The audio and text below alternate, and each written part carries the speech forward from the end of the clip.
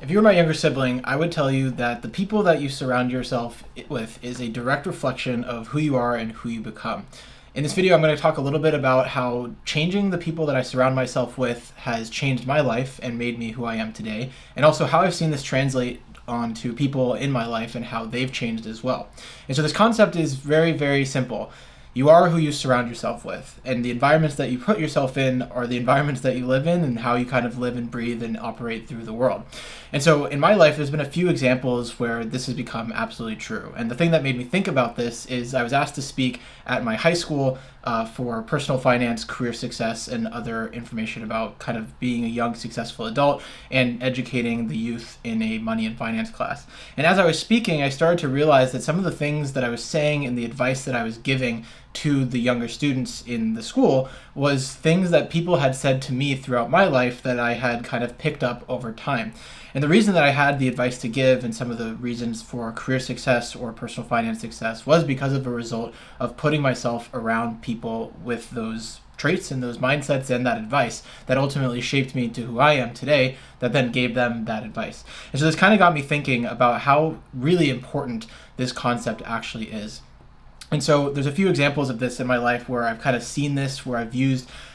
surrounding myself with certain types of people as a way to get what I want out of life or in my experiences. And so the first one is with the professional Pokemon trading card game. Now, I started playing Pokemon when I was in middle school. I was really, really bad at the game, and for a couple of years, I was just a kid that would go to local leagues with my younger brother, and we would play Pokemon in a casual setting.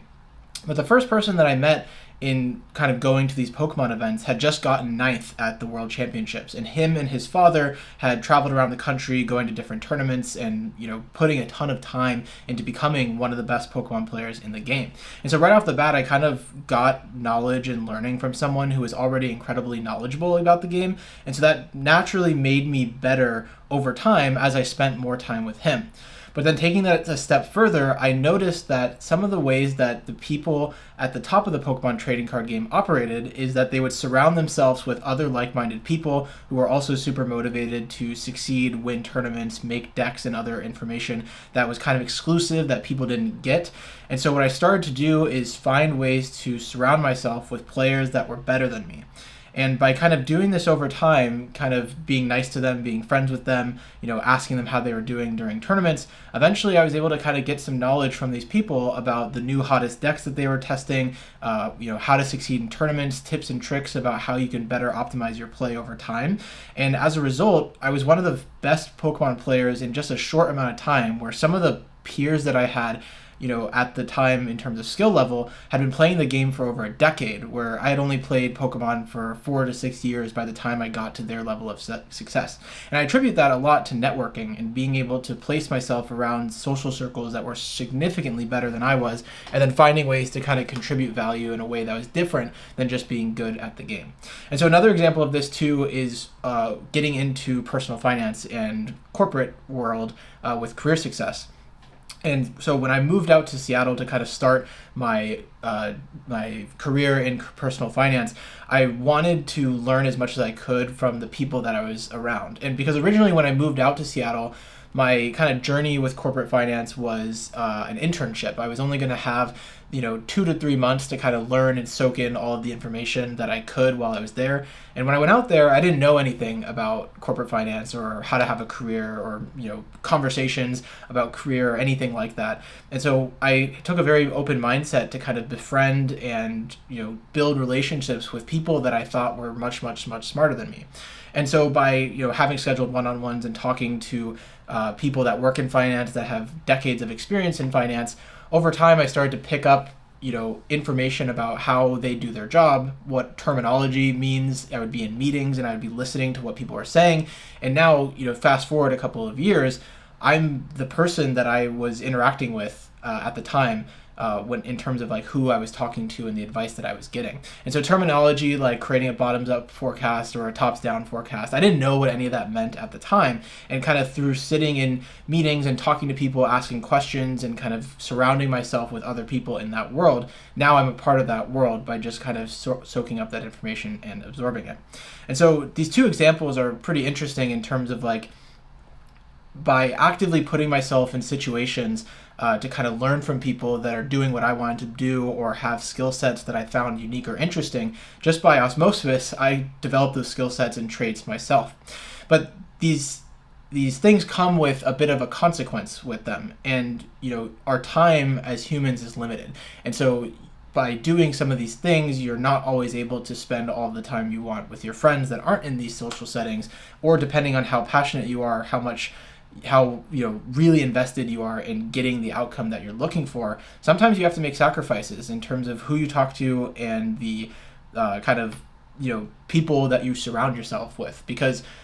just as you can gain positive benefits from surrounding yourself with people, you can also gain negative benefits. And so I had to kind of take a really deep inventory of some of the friendships that I had and the relationships that I had kind of prior to starting my journey with personal finance and working and becoming an adult, as some of the people that I surrounded myself with when I was younger didn't reflect the values that were important to me. They didn't have the work ethic or drive that I wanted to kind of surround myself with and be a part of. And unfortunately, the best course of action that I learned was to let those people go softly. And by kind of changing completely my friend circle and who I surrounded myself with, ultimately that's what led to the growth. And it's a sad reality in that, I still talk to some of those people, but I used to spend hours of my time with people that had negative outlooks on life, that were, in environments that I didn't want to be in. And by being around those people, I directly allowed myself to fall into those mindsets. And so, part of the reason that I was overweight for so long is because I was in an environment that allowed that and contributed to it, not only through my family and the household, but also with the friends that I surrounded myself who were okay with overeating or overindulging and stuff like that. And so it's a sad reality that I had to kind of cut off many people in my life to achieve the things that I wanted to achieve. But ultimately, like I said at the beginning of the video, you are who you surround yourself with. And so kind of taking this a step further and showing how it actually translates into real life, I currently live with 2 roommates. And, one of the things that I really wanted to get out of being roommates with people was to really dial in on health and fitness and kind of get super into that. And, be able to, meal prep together, learn about how to cook food and be conscious about budgeting with money and stuff like this. And so I've learned a lot from my roommates, who are both in fantastic physical shape and who have helped me in the gym, all sorts of stuff like that.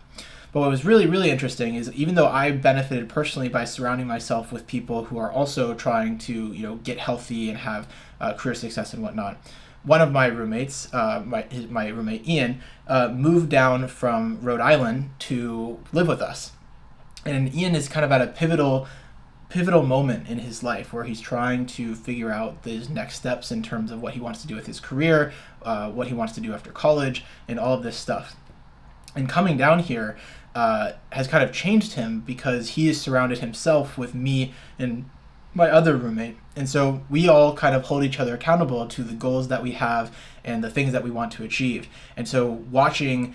Ian transform his life since moving here has been absolutely incredible. And it's a direct relationship of him coming down here, not only with a mindset and willingness to kind of learn and take feedback and criticism and wanting to grow, but also just replicating some of the things that me and our third roommate do. And so, for example, sometimes if I read a book and I'm super excited about it, I'll tell my roommates about the book. And then all of a sudden, someone will want to take the book, they'll read it, and then you will see them take those actions and then put the effort into demonstrating what's in the book, which is super, super fascinating. And so all of these things has been an interesting thing to watch. But then, this all kind of came full circle when one day we were eating